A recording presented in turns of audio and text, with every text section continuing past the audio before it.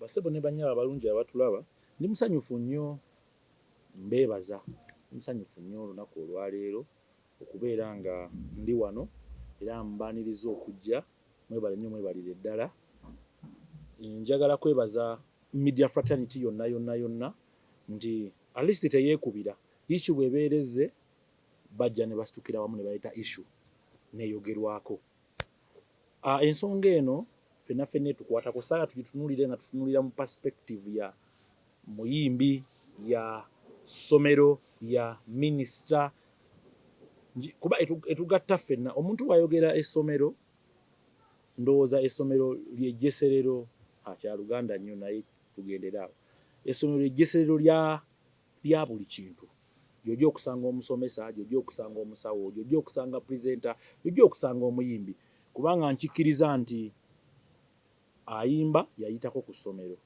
nkikkiriza nti atudde mu parliament ali ku floor n'ali mabega wa chambers naye yayitako ku ssomero n'ali mabega wa kamera yaliko ku ssomero n'awandaba wayitako ku ssomero minisita okuvaayo n'araisinga ekintu ekyo sijja kugamba mbuno minisita kyeyakoze kikyamu kituufu era kirungi kyogerweko era kireetebwe mu ddiiro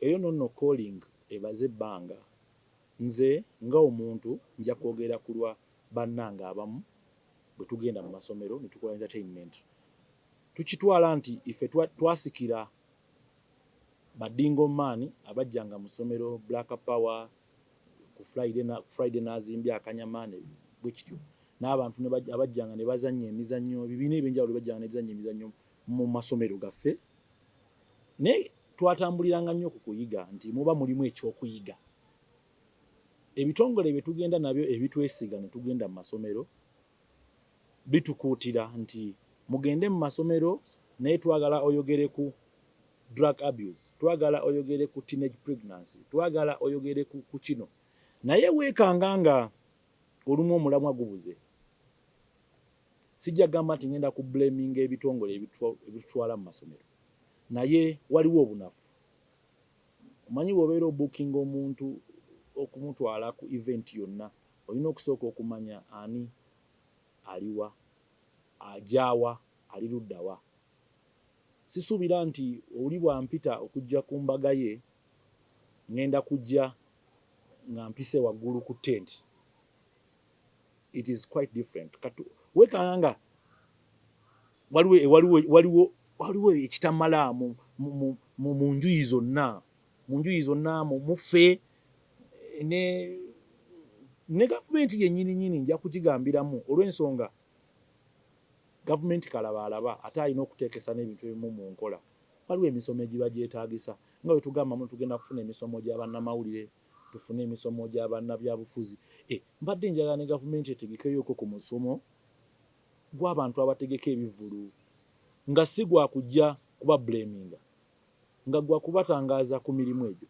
omuntu bw'aba agenda okutegeka omusomo oba ekivulu mu ssomero amanye nti ekivulu ky'omu ssomero kiba totally different ku kivulu ekibeera mu bbaala ekivulu ekyekinnansi kyanjawulo ku kivulu ekibeera ku luguudo njagala tumanye ebintu ebyo naye weekanga nga abayimbi ojja kubanenya oba bayita teyina obanenye kitono kubanga promoters namugamba njagala vibe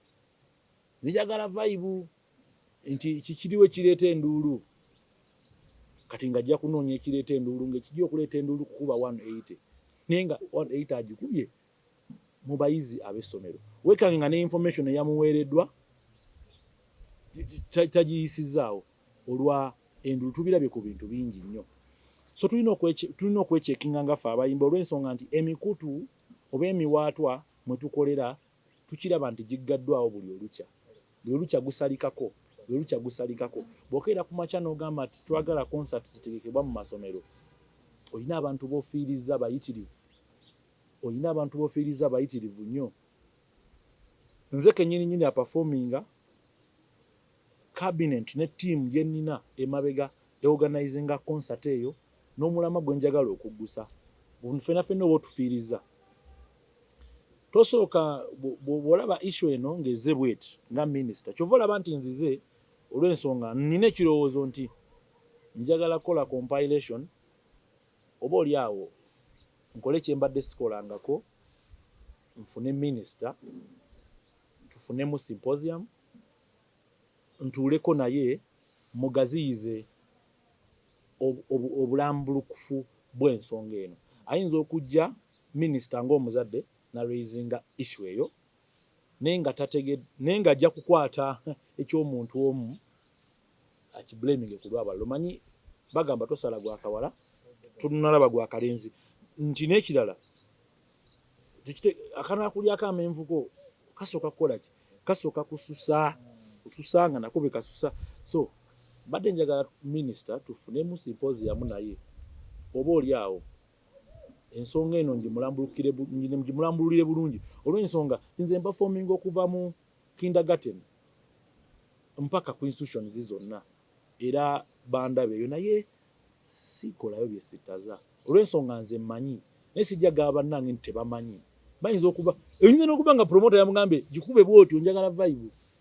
So tulina okumanya bwe tuba tugenda wano tulina kuba tutya yo government eteekeddwa kukola ki ku issue eyo kubanga nze subirangayo omusomesa akeera ku makya simulabangako nankubira essimu nangamba abadde njagala ojje ku ssomero lyange naye ku luno njagala ojje nga toyambadde simulabangayo taliyo. Lwaki abayimbi bettanidde nnyo ennaku zino genda mu masomero? Amasomero obudde buno ge galimu ku ssente oba essomero ne mu butale tugendayo lwa promotions and what naye ebivulu by'amasomero oba ebintu bino masomero byetaagisa abaana b'amasomero. Njagala kukugamba nti bwe tutunulira infotainment tutatunulira edutainment. Nze nina ekintu kye nsobola okugamba omuyizi n'akiwulira ate n'akigraspinga bulungi n'akitegeera okusinga oba oli awo olumu n'omusomesa nti abayizi bano eno mu holiday yagalagaana bajja mu bivulu ne balaba abayimbi era batulabirako nti naffe bwe twali abayizi waliwo abayimbi abajjanga ne tubalabirako. So kati kirungi bwe nzija nze ne mugamba nti nze nno gw'olaba nti nasoma era namaliriza kusoma nenkola bwenti ate wategedde gwe nno olina n'omukisa waliwo TikTok waliwo n'ebiki naye ebintu bino bigenderere balancing ebintu bino kola boti nga nze kennyini ze nkyogera. Omusomesa bw'anaakyogera omwana ajagamba oyo omusomesa wa lugezigezi omanyi ticca Kabonge bw'atyo ye wa lugezigezi yeeyingiza mu bintu byaffe. So ne bw'akiwulira nga kiva muggwe an icon kikola ki?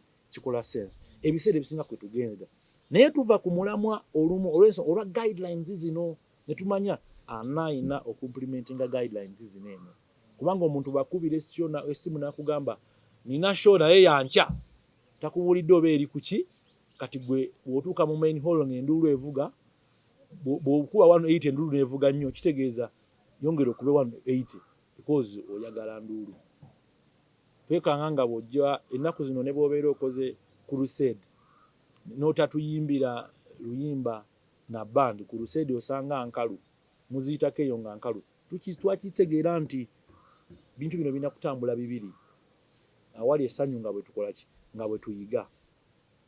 So njagala minisita tufune bulungi nti before okusalawo ekintu kyonna asooka atuwulirize kubanga waliwo abamanyi butya bwe ensonga eyo bw'erina okuba n'otasalawo obusazi bubeera bwanakyemalira okusalawo obusazi ate naffe era bujja kuba bwannampulira zibi bwe tugenda mu maaso okutegeka obutegese biki ebintu ebyo nga tetuwulidde konsana eyo. Katel Nja kugamba ffenna sijja kupiininga ono ng'amba oli wabula ebeere wake up call ffenna kuba minisita asobola okuba nga yakyogeddeko naye ng'abazadde baakyogerako dda. Kikiri kyegamba nti tetuwa bantu balwanyisa mulimu guno mwagaanya kati issue ng'eyo omuntu alwanyisa art mumuwadde go ahead ennene olw'ensonga tusa kwogera ku argument ya nudity mu school.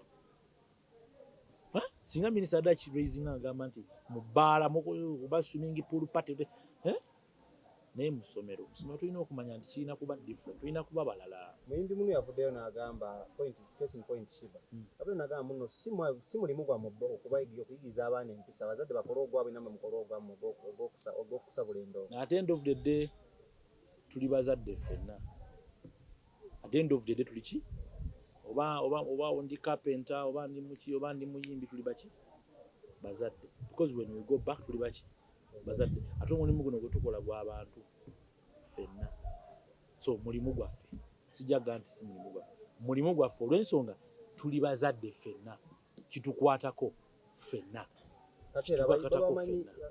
Gavumenti abamanyi ng'abantu b'effujjo, olowooza ebintu bino binaakolebwa tebaba imposingako bimposinzi buli musobola kukikola out of goodwill not after nga babimposinzeeko.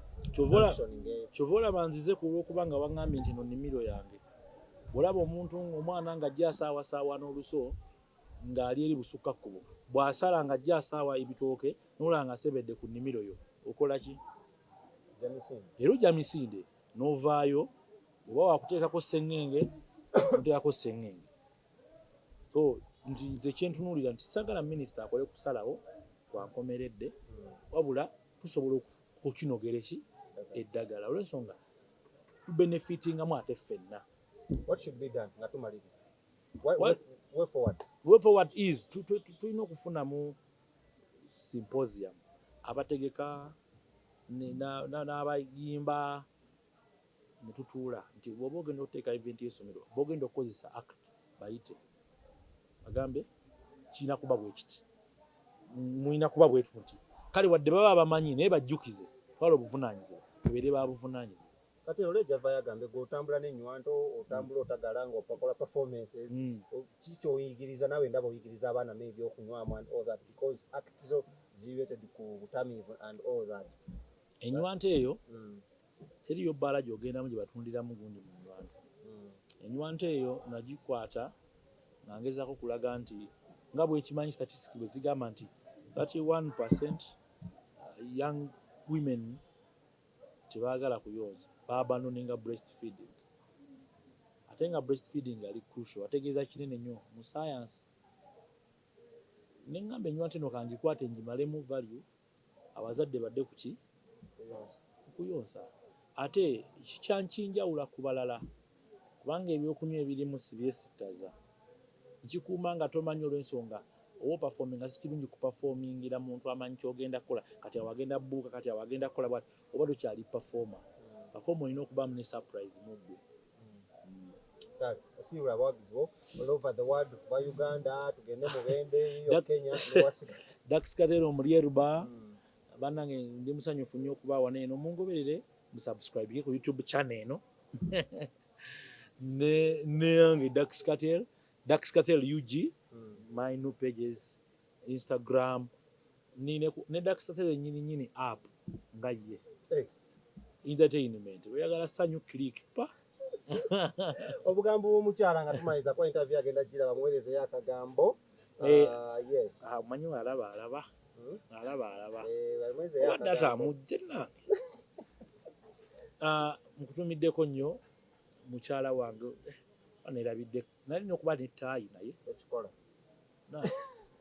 nkutumiddeko nnyo webale kundabirira webale kutulabirira sijaga kundabirira atulabiridde ffenna ntumirako abawagizi bange bonna bannayuganda bonna nawe okutumiddeko baani bogamba balabiridde mulina omwana omukyala ogambye otya nti nkwagala nnyo kabulijjo nkwagala nnyo kabulijjo kale ku kyenjawulo ky'olina tosobola akenjawulo kozi ako kabulijjo mpozi mumuyita linnya ki momo tolaba Momorito mumuyita momo 19 mumuyita momorito kyokka nze muyita hani